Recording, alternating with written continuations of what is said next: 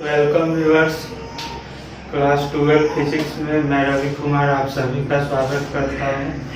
Last class में हम लोग गॉस थ्योरम की मदद से कूलॉम लॉ को निकाले थे और आज का क्लास बहुत सिंपल है। गॉस लॉ का ही यूज करके हम लोग और एक अनंत लंबाई के सीधा चालक तार है उससे r दूरी पे विद्युत क्षेत्र की तीव्रता E का मान निकालेंगे। तो काफी इम्पोर्टेंट है, लॉन्ग क्वेश्चन के लिए 5 नंबर का आपका पूछ सकता है। तो एक तो यह हो गया। दूसरा चीज कि इसका यूज आगे आप कैपेसिटर में कीजिएगा तो वहां पे भी आप लोग का यूजफुल होगा। तो गॉस लॉ काफी इम्पोर्टेंट है और बहुत आसान भी है, ट्रिकी है एकदम और बहुत सिंपल ट्रिक है। तो आप लोग को कोई दिक्कत नहीं होने देंगे समझने में। टॉपिक हमने लिख दिया है अनंत लंबाई के सीधे आवेष्ट चालक के कारण विद्युत क्षेत्र की तीव्रता E ज्ञात करना। Electric field intensity E due to a infinitely long straight charge conductor. तो इस पे चर्चा करेंगे, बहुत आसानी से हो जाएगा। लेकिन कुछ आप लोग के मन में जो क्वेरी उठता है, कुछ सवाल उठते रहता है, पहले उस पे भी थोड़ा सा चर्चा हम जल्दी से कर लेते हैं। तो सबसे पहला आप लोग के मन में उठता है कि कुछ लोग कहिएगा कि सर ऑब्जेक्टिव क्यों नहीं करा रहे हैं, कुछ लोग कहिएगा कि सर शॉर्ट नोट क्यों नहीं करा रहे हैं, कुछ लोग कहिएगा सर न्यूमेरिकल क्यों नहीं करा रहे हैं और कुछ लोग कहिएगा कि सर लॉन्ग आंसर क्यों नहीं करा रहे हैं। तो स्टूडेंट का ग्रुप आप लोग का अलग अलग बटा रहता है। लेकिन समझने वाली बात यहाँ पे यह देख लीजिए कि हम जो अभी आपको पढ़ा रहे हैं, जिस तरीके से हम आप लोग को लेके चल रहे हैं, तो उसमें आपका ऑब्जेक्टिव हो, न्यूमेरिकल हो, शॉर्ट नोट हो, लॉन्ग आंसर हो, सारा कुछ को हम एक साथ लेके चल रहे हैं। जैसे अभी यही आप लोग रिजल्ट निकालिएगा तो पता चलेगा कि इलेक्ट्रिक फील्ड जो है वो 1/r के अकॉर्डिंग वेरी कर रहा है, जबकि कोई पॉइंट चार्ज था उससे r दूरी पे विद्युत क्षेत्र किसके अकॉर्डिंग वेरी कर रहा था, 1/r² के 1/4πε0 q/r²। बिंदु आवेश से r दूरी पे विद्युत क्षेत्र की तीव्रता निकाल चुके हैं हम लोग। तो अब यही आपका ऑब्जेक्टिव में पूछ लेगा कि कोई अनंत लंबाई के सीधे चालक तार से r दूरी पे विद्युत क्षेत्र की तीव्रता वैरी करती है। 4 ऑप्शन दे दिया, एक में दे दिया 1/r, 2 में दे दिया 1/r², C में दे दिया 1/r3। इस तरह से आपका 4 ऑप्शन दे दिया, बन गया ऑब्जेक्टिव। यानी अगर आपने सब्जेक्टिव को, विषय को अगर सही से समझ रखा है तो इसमें तो कोई दम ही नहीं है। इसी से तो ऑब्जेक्टिव भी निकलेगा, इसी से शॉर्ट नोट भी निकलेगा, न्यूमेरिकल भी इसी से आप लोग को निकलेगा। तो यह चीज माइंड से निकाल दीजिए, आप केवल जुड़िए। आपका चैप्टर 1 में इलेक्ट्रोस्टेट में 12-13 वीडियो अपलोड हो चुका है और यह चैप्टर 2 गॉस लॉ में आज हम 7वां वीडियो डाल रहे हैं। आप केवल वीडियो को ध्यान से देख लीजिए तो आपको कोई भी क्वेश्चन, चाहे ऑब्जेक्टिव हो, न्यूमेरिकल हो, कुछ भी छूटने का चांस नहीं है। हाँ, हम अपने तरफ से आपका चैप्टर 1 के लिए न्यूमेरिकल, ऑब्जेक्टिव वगैरह का PDF अपलोड कर लेंगे, तो वह तो आप लोग का आगे का काम है। अभी हम लोग यहाँ पे फोकस करेंगे। तो पहला क्वेरी तो आप लोग का मेरे ख्याल से हम क्लियर कर दिए।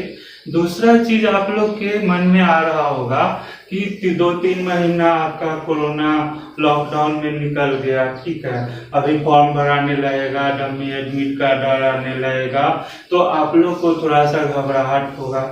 तो इसको ऐसे समझिए आप लोग, जैसे क्रिकेट खेलते हैं, 20-20 खेल रहे हैं और शुरू का 3-4 ओवर मान लीजिए रन नहीं बन, मेडन ओवर चला गया, तो मान लीजिए कि आपको शुरू में था 7 के रन रेट से रन बनाना था पर ओवर, अब 9 का रन रेट हो गया, तो आप इसी जोड़ घटाव में लगे रह जाइएगा, आगे भी नहीं खेलिएगा तो क्या मैच जीत पाइएगा। भले ही 7 का रन रेट था, अभी 9 के रन रेट से बनाना। आप स्टार्ट तो कर दीजिए, 4 ही रन बनाइए, ओवर में 5 ही रन बनाइए, पर वीडियो आपका कम से कम 5-7 नंबर का काम तो होगा। और कितना भी होगा तो आप लोग का एग्जाम फरवरी-मार्च से पहले नहीं होगा। 6 महीना में 180 दिन होता है, समझ सकते हैं, 1000 से ज्यादा नंबर का काम हम लोग कर लेंगे। तो उसके लिए भी घबराना नहीं है, यह चीज भी निकाल दीजिए। हाँ, काम शुरू कर दीजिए, घबराहट चिंता करते हुए बैठने से अच्छा है कि काम शुरू कर दीजिए। और अभी का एक एक दो दो रन आगे आपका चौवा छक्का में बदल जाएगा, यह भी ध्यान रखिए। 6 महीना अच्छा टाइम है हमारे पास, हम लोग कंफर्टेबली हम लोग अपना काम कर लेंगे। लेकिन हाँ, डंडी मारने के चक्कर में रहिएगा कि ई छोड़ के पढ़ लेते हैं, वो छोड़ के पढ़ लेते हैं, पता चला कि शुरू का कंसेप्ट ही गॉस लॉ ही खत्म हो गया तो क्या कैपेसिटर समझ नहीं आएगा। और अगर आपको लगता है कि आप गेस रट सकते हैं तो हो सकता है कि आप दो के पास क्षमता हो, मेरे पास तो क्षमता नहीं, इतना पतला ही गेस हो। जो चीज हम समझ नहीं रहे हैं, साइंस पेपर है, कैसे हम डेरिवेशन रट सकते हैं। तो ये सारी चीज आपका कमी है, आपको पीछे धकेलेगा। फ्री होके एकदम ओपन है, जब नदी में कूदे हैं तो इस पार नहीं तो उस पार, आधा अधूरा काम कीजिएगा, डूब जाइएगा। तो जिस तरह से पढ़ा रहे हैं आप उसको फॉलो अप कीजिए, चैनल से जुड़िए जितना ज्यादा हो सकता है, और जो भी हम आपको बता रहे हैं उतना काम कीजिए, आपके लिए सफिशिएंट हो जाएगा, आसानी से सारा चीज आपका होगा। एक चीज और यहाँ पे आप तो जान लीजिए कि गेस वर्क पहले काम कर सकता था, अगर सब्जेक्टिव ज्यादा पूछा जाता, ऑब्जेक्टिव जैसे 2 4 5 रहता तो गेस वर्क भी काम कर सकता था। हालांकि 5-7 क्वेश्चन भी अगर आपको रटने कहते तो हालत खराब हो जाता, और संभावना उसका 30-40, अगर 8 क्वेश्चन तैयार करते तो हो सकता था 2 क्वेश्चन लड़ जाए, 3 लड़ जाए, 4 लड़ जाए, यह होता। लेकिन चूंकि आपके पास ऑब्जेक्टिव पूछ रहा है, अब जब ऑब्जेक्टिव पूछ रहा है तो नंबर ऑफ क्वेश्चन बहुत ज्यादा हो गया, तो उसका प्रोबेबिलिटी हर जगह से क्वेश्चन बन रहा है, हर जगह से वह क्वेश्चन निकाल सकता है। क्वेश्चन सेटर के पास अब ऑप्शन वैरायटी बहुत ज्यादा हो गया। तो अब गेस वर्क आपका नहीं काम करेगा, स्मार्ट वर्क का आप लोग काम कीजिए, स्मार्ट वर्क कीजिए, दिक्कत नहीं होगा, क्योंकि ऑब्जेक्टिव एकदम नॉर्मल लेवल का रहेगा। यह कंसेप्ट समझिए, इसी से आपका 3-4 ऑब्जेक्टिव बन जाएगा। तो ये सारी चीज आप लोग को ध्यान में रखना। हम लोग थोड़ा सा टॉपिक पे आ जाते हैं, अपना काम भी शुरू कर लेते हैं। तो सबसे पहले देख लो कि हम लोग का आज का टारगेट क्या है, कि कोई अनंत लंबाई का सीधा आविष्ट चालक है। आविष्ट चालक का मतलब उस पे आवेश दिया गया है। तो जैसे मान लीजिए यह फिगर बना दिए हैं ए बी आपका कल्पना कीजिए कि अनंत लंबाई का कोई सीधा चालक तार है और उस पे आवेश दिया हुआ, देखिए प्लस प्लस प्लस प्लस इस तरह से। तो इस पे कोई आवेश दिया गया है जो कि इस पे एक समान रूप से वितरित है। और हम लोग का टारगेट क्या है कि इस चालक तार से r दूरी पे, इस चालक तार से r दूरी पे विद्युत क्षेत्र E का वैल्यू हमको निकालना है। विद्युत क्षेत्र E की यानी कि इलेक्ट्रिक फील्ड इंटेंसिटी E का मान निकालना है। तो सबको पता है, अभी नोट करने का जरूरी नहीं है, अभी अच्छे से समझ लेंगे, उसके बाद हम एग्जाम के लैंग्वेज में बिल्कुल बुक के लैंग्वेज में लिख देंगे, आप लोग नोट कर लीजिएगा। लेकिन पहले जो जहां जहां एज ए स्टूडेंट जहां जहां आपको मन में डाउट होगा, उससे पहले हम वह डाउट मेरे मन में आता है और हम उसको क्लियर कर देंगे। तो थोड़ा सा आप लोग पेशेंस रखिए और पहले समझ लीजिए। तो एग्जाम में सबसे पहला तरीका होता है कि आप क्वेश्चन समझते हैं कि हमारा लक्ष्य क्या है, क्वेश्चन दे क्या रहा है, यानी क्या क्या जानकारी आपको अवेलेबल करा रहा है और आपसे क्या पूछ रहा है। तो अगर इस तरह से क्वेश्चन लॉन्ग से ही लेके चलते हैं कि किसी अनंत लंबाई के सीधे चालक तार से r दूरी पर विद्युत क्षेत्र की तीव्रता का व्यंजक प्राप्त करें। तो अब इस चीज को हमने क्या किया, तो मान रहे हैं कि ए बी आपका कोई अनंत लंबाई का लंबा सीधा चालक तार है और इससे r दूरी पे हमको विद्युत क्षेत्र E का मान ज्ञात करना है। तो टारगेट हम लोग का क्लियर है, इलेक्ट्रिक फील्ड इंटेंसिटी E का वैल्यू हमको पता करना है सीधा चालक तार से, और उससे कितना दूरी पे, r दूरी पे। तो अब यहाँ पे देख लीजिए कि कुछ पीछे का चर्चा जरूरी है कि हम आपको बताए थे linear charge density, linear charge density. इसको की सिंबल कहे थे लैम्डा, याद कीजिए सब लोग ध्यान से। तो रैखिक आवेश घनत्व, तो रैखिक आवेश घनत्व लैम्डा का वैल्यू कैसे निकाले थे? लैम्डा का मतलब क्या था? तो मान लीजिए कि कोई एल लंबाई का तार है, जैसे यही तार आपका यहाँ से यहाँ तक का लंबाई एल है, तो अगर एल लंबाई का कोई चालक तार है और उस पे क्यू आवेश एक समान रूप से वितरित है, ध्यान दीजिए एल लंबाई पे कितना आवेश है? क्यू आवेश है। इकाई लंबाई पे कितना आवेश हो जाएगा? क्यू बटा एल, और इसी क्यू बटा एल को क्या कहते हैं? Linear charge density lambda. Clear हो गया होगा एकदम। पहला चीज जो आपका आएगा, तो अगर यह आपका अनंत लंबाई का सीधा चालक तार दिया गया है आपके पास, तो कोई पॉइंट चार्ज तो है नहीं कि इस पे दे देगा कि 5 माइक्रोकूलम आवेश है या इस पे आवेश क्यू है, ऐसा तो है नहीं।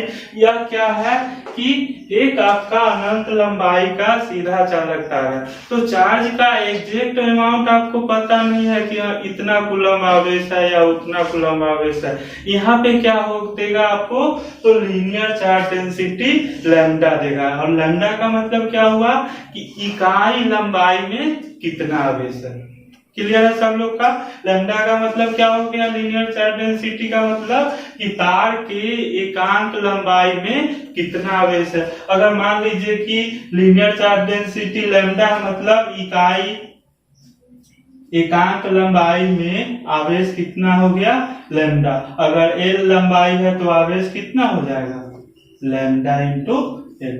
ध्यान दीजिए, अगर लीनियर चार्ज डेंसिटी लैम्डा आपको पता है, रैखिक आवेश घनत्व तो पता है, मतलब क्या पता है कि एकांक लंबाई का आवेश लैम्डा है, तो एल लंबाई का आवेश क्या हो जाएगा? लैम्डा एल हो जाएगा।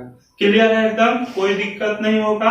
तो यह चीज क्लियर है। थोड़ा सा हम लोग बेलन की चर्चा कर लेते हैं यहाँ पे। जैसे कि देखिए, यह जो गॉसियन सरफेस है, एक्चुअल में यह क्या हमने बनाया है? Gaussian surface.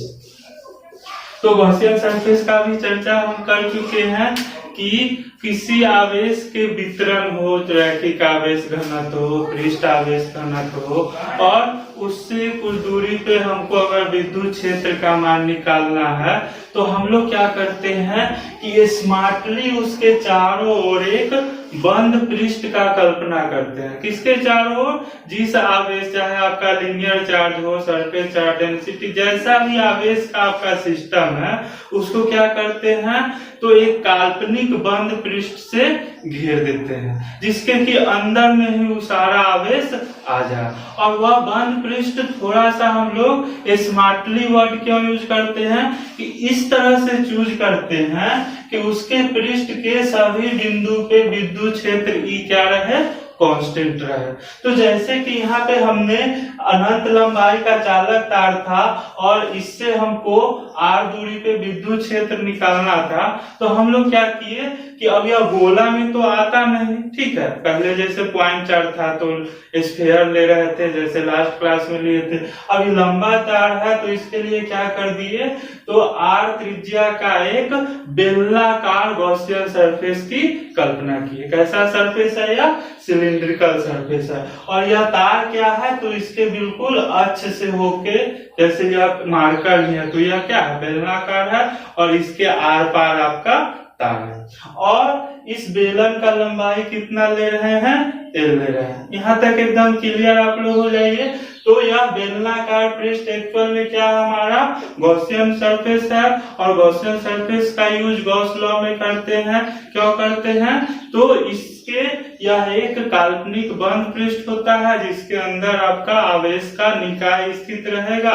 तो इस पृष्ठ से होकर टोटल इलेक्ट्रिक फ्लक्स आप जैसे ही फाई का मान निकालिएगा, फाई बराबर हो जाएगा Q बटा एप्सिलॉन नॉट, और आसानी से आपका काम हो सकता है, बहुत इजीली हो जाएगा। तो पहले हमने रैखिक आवेश घनत्व का जिक्र कर दिया, गॉसियन सरफेस का भी जिक्र कर दिए हैं। उसके बाद हम लोग क्या करेंगे कि बेलन का थोड़ा सा चर्चा करते हैं। सिंपल 9th 10th में आप लोग कर पढ़े होंगे कि बेलन जैसे या मार्कर आपका बेलन है, तो इसमें कितने तरह का पृष्ठ है? एक इसमें वक्र पृष्ठ है, या जो बेलन का गोलाई में देख रहे हैं इस तरह से, ये जो पृष्ठ है यह क्या कहलाता है? वक्र पृष्ठ कहलाता है। और एक ऊपर आपका फ्लैट है इस तरह से, और इधर भी आपका फ्लैट है। तो एक ऊपर का कैप हो गया और नीचे का कैप हो गया, ये दोनों आपका फ्लैट हो गया, और यह आपका बेलन का क्या हो गया? वक्र पृष्ठ हो गया। ध्यान से समझ लीजिए। तो अगर इस वक्र पृष्ठ पे अगर कोई भी छोटा सा सरफेस लीजिएगा तो उसका रेडियल वेक्टर कैसे जाएगा? आउटवर्ड जाएगा। इस पे कोई भी आप सरफेस छोटा सा लीजिए बेलन के वक्र पृष्ठ पे, तो इसका कैसे जाएगा? इस तरह से बाहर की ओर आपका रेडियल वेक्टर जाएगा, एरिया वेक्टर जाएगा। एरिया वेक्टर बताया है कि किसी भी पृष्ठ पे क्या करते हैं? अभिलंब डालते हैं, और बाहर की ओर जो अभिलंब है वही क्या बताता है? एरिया वेक्टर का डायरेक्शन बताता है। तो अगर इसके पृष्ठ पे कहीं भी अभिलंब डालेंगे वह कैसे होगा? बाहर होगा। लेकिन कब? जब तक आप इसके वक्र पृष्ठ पे हैं। लेकिन अगर ऊपर वाला कैप है, इस पे अभिलंब कैसे होगा? तो बिल्कुल ऐसे इस तरह से ऊपर की ओर होगा। नीचे वाला पे अभिलंब डालेंगे तो नीचे की ओर होगा। तो 3 तरह का पृष्ठ आपके पास है। एक वक्र पृष्ठ है जिसका एरिया वेक्टर बाहर की ओर इस तरह से जा रहा है, जबकि कैप के लिए ऊपर की ओर, नीचे वाला कैप के लिए नीचे की ओर। यह आपको क्लियर है। इसके अलावा बेलन के वक्र पृष्ठ का क्षेत्रफल, बेलन के वक्र पृष्ठ का क्षेत्रफल, तो बेलन के वक्र पृष्ठ का क्षेत्रफल कितना होता है बता दीजिए? 2πr_l। या 9th 10th में आप लोग पढ़े होंगे बेलन के वक्र पृष्ठ का क्षेत्रफल क्या होता है? 2πr_l। और अगर संपूर्ण पृष्ठ का कहेगा तो या तो वक्र पृष्ठ का 2πr_l हो गया ऊपर का और नीचे का। तो अगर रेडियस r है तो क्या हो जाएगा? तो प्लस πr² और प्लस πr²। एक ऊपर के कैप के लिए πr² हो गया, नीचे के कैप के लिए πr² हो गया। तो यह संपूर्ण कहेगा तो यह ऐड होगा, लेकिन केवल वक्र पृष्ठ का क्षेत्रफल कितना होता है बेलन का? 2πr_l। यहाँ तक एकदम हम लोग का क्लियर है। अब थोड़ा सा हम रिजल्ट को पहले निकाल लेते हैं, समझ लेते हैं यहीं पे, उसके बाद नेक्स्ट स्क्रीन में आप लोग को नोट करा देंगे। तो अब ध्यान से सब लोग समझिए।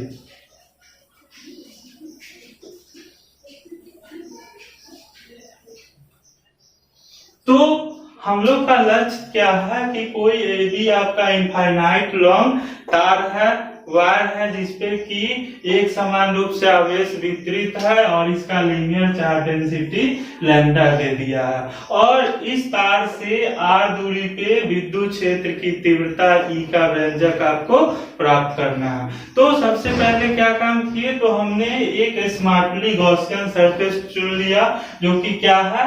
तो L लंबाई का एक बेलन है जिसके अक्ष पर यह क्या है? आपका तार AB है। यहाँ तक एकदम क्लियर है। तो इस L लंबाई के बेलन जो है, जिसको कि आपका गॉसियन सरफेस कहते हैं, या कैसा सतह है? काल्पनिक सतह है और बंद सतह है। इसमें एक कर्व एरिया है, वक्र पृष्ठ है, ऊपर का कैप है और नीचे का कैप है। अब इससे r दूरी पे यहाँ पे अगर जहाँ पे मान लीजिए यह पॉइंट P है, यहाँ विद्युत क्षेत्र E निकालना था, E का वैल्यू निकालना था। आप मन में एक छोटा सा गॉसियन सतह ds का कल्पना कीजिए। कैसा सतह यहाँ पर लिए? तो ds लिखने का मतलब यह है कि एकदम एलिमेंट्री एरिया है, बहुत छोटा सा सरफेस है, बिल्कुल एज ए पॉइंट है, लेकिन दिखा रहा है थोड़ा सा बड़ा सा। एग्जाम में इसी तरह से फिगर भी आप लोग रखिएगा। तो एक छोटा सा एरिया ले लिए ds। अब इस एरिया ds पे जो कि किस पे स्थित है? वक्र पृष्ठ पे स्थित है। तो अभिलंब डालेंगे तो अभिलंब कैसे जाएगा? बाहर की ओर जाएगा। तो इसका एरिया वेक्टर का दिशा या नॉर्मल किधर जा रहा है? तो इसके लंबवत बाहर की ओर जा रहा है। और बाय सिमेट्री, चूंकि यह तार जो है, ठीक है, इस पे आवेश है, तो सिमेट्री से इस आवेश के कारण विद्युत क्षेत्र भी किधर जाएगा? तो वह भी आउटवर्ड ही जाएगा। मतलब क्या हो गया कि आपका एरिया वेक्टर ds और विद्युत क्षेत्र E दोनों का दिशा क्या होगा, बाहर की ओर होगा, यानी दोनों क्या होगा, सेम डायरेक्शन में होगा। लेकिन यह कब तक होगा, जब तक यह पृष्ठ कहाँ पे ले रहे हैं, वक्र पृष्ठ पे आप एरिया एलिमेंट जो भी लीजिएगा तो विद्युत क्षेत्र भी बाहर की ओर जाएगा सिमेट्री से, और उस एरिया पृष्ठ का अभिलंब भी बाहर की ओर जाएगा, मतलब कि दोनों समान डायरेक्शन में होगा। यानी कि area electric field E and area vector ds दोनों क्या होगा, समान दिशा में होगा। कहाँ पे, वक्र पृष्ठ पे। लेकिन अगर जैसे ही आप ऊपर देखो 3 डायमेंशनल फिगर, अगर कैप पे जाइएगा तो इलेक्ट्रिक फील्ड तो इस तरह से जा रहा है बाहर की ओर, लेकिन इसका एरिया वेक्टर कैसे जा रहा है, ऊपर की ओर। तो इस कैप से होकर एरिया वेक्टर ऊपर की ओर, इलेक्ट्रिक फील्ड इधर, दोनों के बीच एंगल कितना बन जाएगा, 90 डिग्री।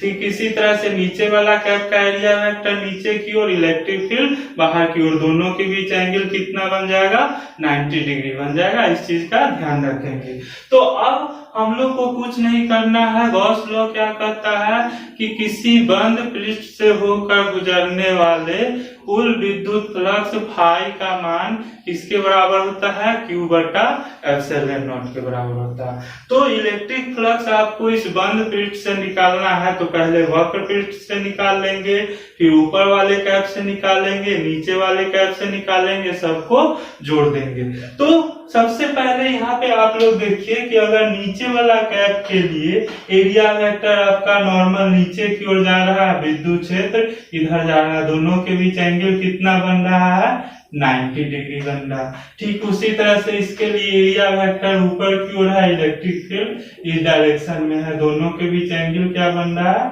90 डिग्री। तो इलेक्ट्रिक फ्लक्स डी फाई बराबर क्या होता है, E डॉट ds, और E डॉट ds को क्या लिखेगा, यह E और विद्युत क्षेत्र E और एरिया वेक्टर ds का डॉट प्रोडक्ट है, इसको क्या लिखेंगे, E ds cos थीटा। ध्यान से सब लोग समझ लीजिए। तो E ds cos थीटा है, अगर कैप के लिए लिखिएगा तो यहाँ थीटा के जगह पे क्या लेना होगा, 90 डिग्री।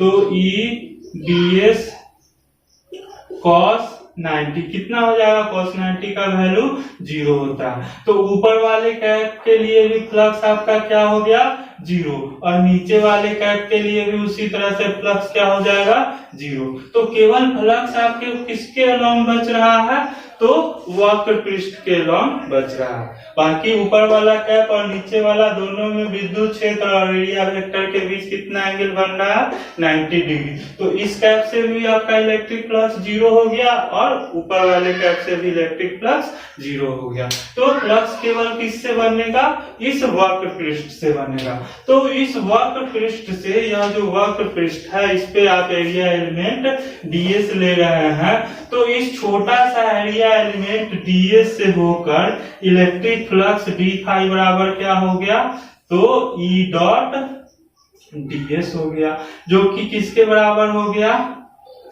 तो E ds cos, और एंगल तो चूंकि विद्युत क्षेत्र आपका वक्र पृष्ठ पे और एरिया वेक्टर दोनों क्या है, सेम डायरेक्शन में है, क्या लीजिएगा, cos 0 डिग्री। तो d फाई आपका क्या हो गया, E ds। ध्यान से समझ लीजिए, ऊपर वाले कैप से विद्युत फ्लक्स 0, नीचे वाले फ्लक्स से विद्युत फ्लक्स 0।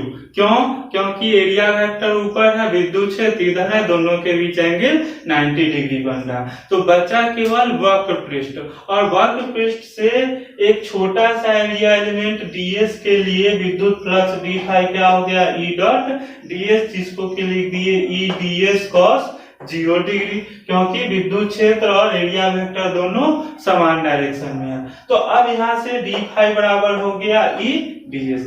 तो E ds अभी आपने क्या निकाला, एक छोटा सा एलिमेंट्री एरिया से न निकाला है।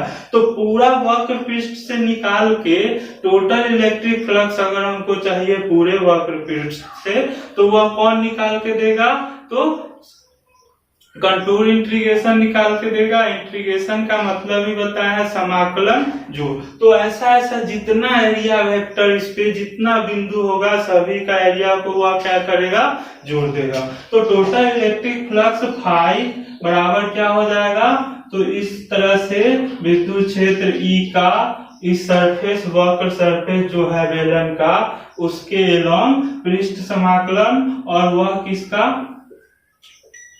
यहाँ पे पहले लिख देते हैं डी फाई, और यह किसके बराबर हो जाएगा, तो डी फाई का इंटीग्रेशन सारा डी फाई जुड़ के क्या दे दिया, फाई दे दिया, और डी फाई के जगह पे आपने क्या निकाला है, ई डी एस। यहाँ तक एकदम ध्यान से सब लोग को क्लियर रहना चाहिए, केवल आउटलाइन कर ले रहे हैं हम लोग अभी। तो एक स्मॉल एरिया एलिमेंट डीएस से आपका इलेक्ट्रिक फ्लक्स हो गया ईडीएस। तो ऐसा वैसा सारा एरिया एलिमेंट को जोड़ देंगे तो टोटल इलेक्ट्रिक फ्लक्स फाई मिल जाएगा। तो फाई बराबर आपका इंटीग्रेशन ऑफ या डी फाई होगा, और डी फाई के जगह पे कितना निकाला है, ईडीएस, ईडीएस रख दिए। अब जानते हैं कि गॉसियन सरफेस इस तरह से चूज किए हैं हम लोग कि इसके सभी पृष्ठ पे विद्युत क्षेत्र क्या रहेगा, नियत रहेगा, कांस्टेंट रहेगा। कांस्टेंट इंटीग्रल से बाहर निकल जाता है, ये बाहर निकल गया, अंदर क्या बचा, देख लो, अंदर केवल बचा डीएस। अब सारा डीएस सारा पॉइंट वक्र पृष्ठ का जोड़ दीजिएगा। तो अभी लिखाए थे कि वक्र पृष्ठ का क्षेत्रफल कितना होता है, 2 पाई आर एल। तो यह सारा डीएस जुड़ के क्या बन जाएगा, तो ई इंटू 2 पाई आर एल, या 2 पाई आर एल क्या है, बेलन के वक्र पृष्ठ का क्षेत्रफल है। तो टोटल इलेक्ट्रिक फ्लक्स का मान देख लो, आपने निकाल लिया E इंटू 2 पाई आर एल। आप कहिएगा कि केवल वक्र पृष्ठ से निकाले, ऊपर कैप और नीचे कैप है तो दोनों से क्या हो रहा है, 0 हो रहा है। अच्छा से चर्चा कर दिए।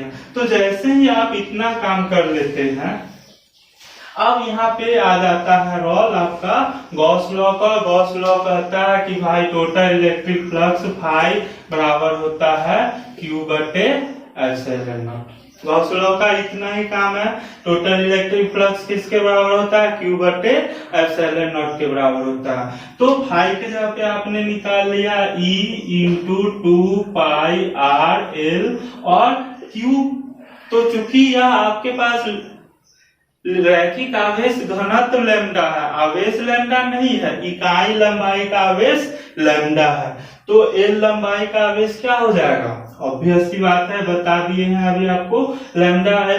तो आपको दिया हुआ है कि रैखिक आवेश घनत्व लीनियर चार्ज डेंसिटी लैम्डा है, तो इकाई आवेश, इकाई या बेलन का इकाई लंबाई का आवेश लैम्डा, तो बेलन के टोटल लंबाई कितना है, एल। तो टोटल आवेश आपका क्यू बराबर क्या हो गया, लैम्डा एल।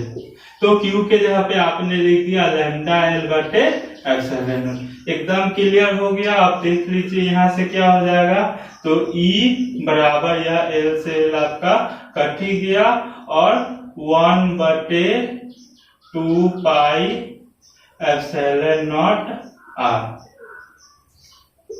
1 बटे 2 पाई एप्सिलॉन नॉट लैम्डा बटे आर, यही आपका रिजल्ट हो रहा है। देख लीजिए सब लोग। तो ई इंटू 2 पाई आर एल, या फाई का वैल्यू आपने निकाल लिया था इंटू 2 पाई आर एल, क्यू के जगह पे हो गया लैम्डा एल बटे एप्सिलॉन नॉट, एल से एल आपका कट गया, तो ई का वैल्यू या 2 पाई आर आपका इधर चला गया, तो ई बराबर हो गया 1 बटे 2 pi epsilon naught lambda by R. तो यह आपका 1 बटे 2 pi epsilon naught lambda by R, केवल अरेंज कर रहे हैं। यह आपका कांस्टेंट ही है, लैम्डा भी आपका कांस्टेंट है, तो वैरी इलेक्ट्रिक फील्ड किसके अकॉर्डिंग कर रहा है, 1 बटे आर के अकॉर्डिंग कर रहा है। तो यह 1 बटे आर आपका ऑब्जेक्टिव हो गया कि अनंत लंबाई के तार से आर दूरी पे विद्युत क्षेत्र कैसे परिवर्तित होगा, तो 1 बटे आर के। तो यह बहुत इंपॉर्टेंट रिजल्ट है कि कोई अनंत लंबाई के चालक तार से आर दूरी पे विद्युत क्षेत्र की तीव्रता क्या निकालेगा उस लॉ से, 1 बटे 2 pi epsilon naught lambda by R. ये आपका शॉर्ट क्वेश्चन में पूछेगा, ऑब्जेक्टिव में भी यही रिजल्ट आपको पूछेगा और आगे कैपेसिटर में भी हम लोग काफी यूज करेंगे। तो मेरे ख्याल से हम आप लोग को क्लियर कर पाए हैं। इसको एग्जाम के दृष्टि से हम थोड़ा सा बुक के लैंग्वेज में आप लोग को लिख देते हैं, कोई दिक्कत नहीं होगा। तो हम बोर्ड पे लिख दिए हैं, थोड़ा सा जरूरी नहीं है कि एग्जाम में ये सारा चीज लिखे ही आप लोग, पढ़ने के ख्याल से आप लोग नोट बनाइएगा। तो ये सारा पॉइंट से आपका शॉर्ट आंसर वगैरह भी क्लियर रहेगा, कॉन्सेप्ट आपका क्लियर रहेगा। तो क्या लिखे हैं, माना AB एक अनंत लंबाई का सीधा चालक तार है, बता ही दिए हैं AB, जिस पर रैखिक आवेश घनत्व लैम्डा है। इस तार से R दूरी पर बिंदु P है, P लिए है, P पर विद्युत क्षेत्र की तीव्रता E का मान ज्ञात करना है। यह लिखिए ना, एग्जाम का लैंग्वेज इससे आपका बनेगा।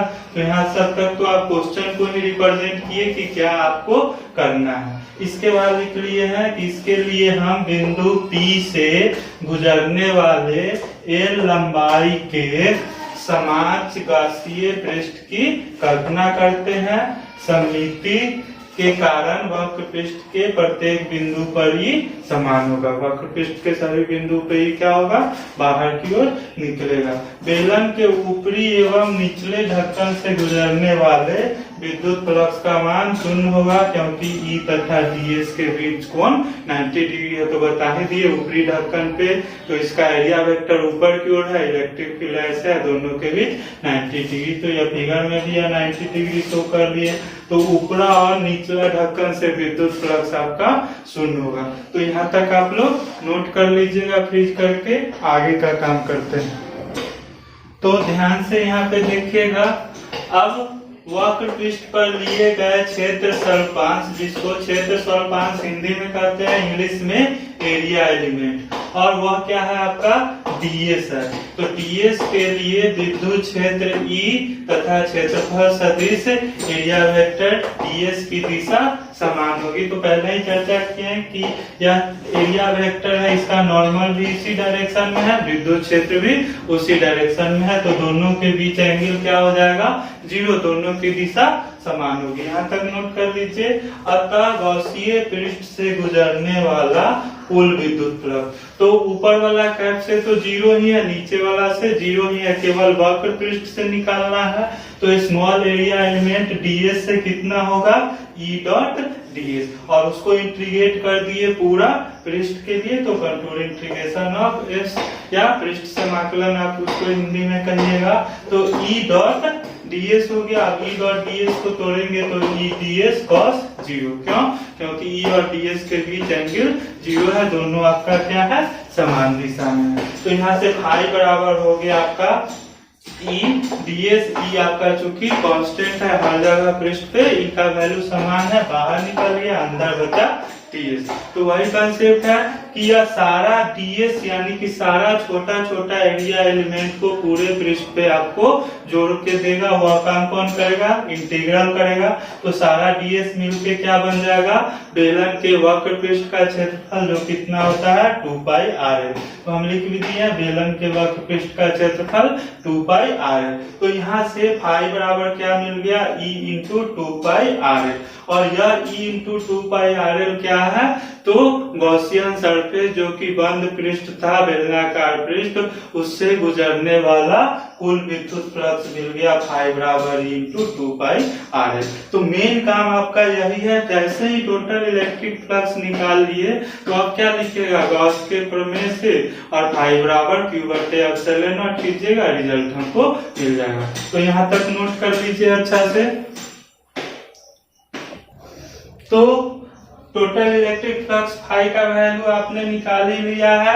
यहाँ पे आप लिखिएगा गॉस के प्रमेय से, और किसी बंद पृष्ठ से होकर गुजरने वाला कुल इलेक्ट्रिक फ्लक्स फाई बराबर क्या होता है, चार्ज इनक्लोज बटे एप्सिलॉन नॉट। यानी इस बंद पृष्ठ के अंदर कितना आवेश है, तो L लंबाई है, तो L लंबाई तक का आवेश इसके अंदर आएगा, तो वह Q लेना है, और बटा एप्सिलॉन नॉट। तो Q का वैल्यू कितना हो जाएगा, तो Q का वैल्यू कितना हो जाएगा, लैम्डा इंटू एल, क्योंकि आपका रैखिक आवेश घनत्व क्या दिया है, लैम्डा।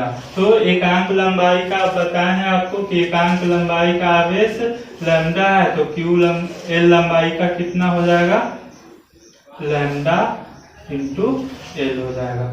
तो यह केवल आप हिंट के लिए रखे हैं। तो रैखिक आवेश घनत्व आपका पास दिया हुआ था, इसका लैम्डा है, तो Q बराबर क्या लेना होगा, लैम्डा एल हो जाएगा। एल लंबाई का आवेश हो गया लैम्डा एल बटे एप्सिलॉन नॉट। फाई का वैल्यू यहाँ से आप रख दीजिए, इसको समीकरण 1 वगैरह भी दे सकते हैं, तो लिख सकते हैं समीकरण 1 से, इसको समीकरण 1 लिख दिए हैं। और फाई के जगह पे क्या हो जाएगा, E इंटू 2 पाई आर एल बराबर क्या हो गया, लैम्डा एल बटे एप्सिलॉन नॉट। कोई दिक्कत नहीं हो रहा होगा, कॉस के प्रमेय से फाई बराबर Q बटे एप्सिलॉन नॉट, Q का वैल्यू हो गया लैम्डा एल बटे एप्सिलॉन नॉट। तो फाई का वैल्यू यहाँ से रख दीजिए, E इंटू 2 पाई आर एल बराबर लैम्डा एल बटे एप्सिलॉन नॉट, और यहाँ से मिल गया E बराबर 1, या एल और एल कैंसिल हो गया, 1 बटे 2 pi epsilon naught lambda by are.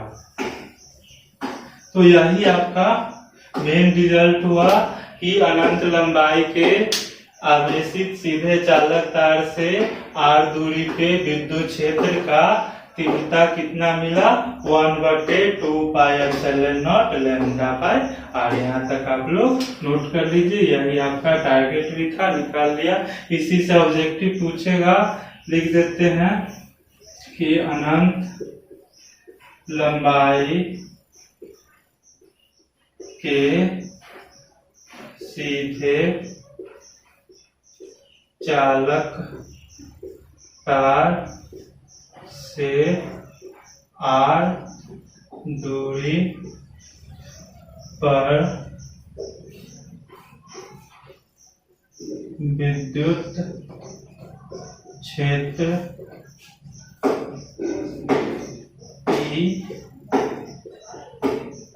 सब किसके समानुपाती होता है, 1 बटे आर के। यह फॉर ऑब्जेक्टिव हो गया।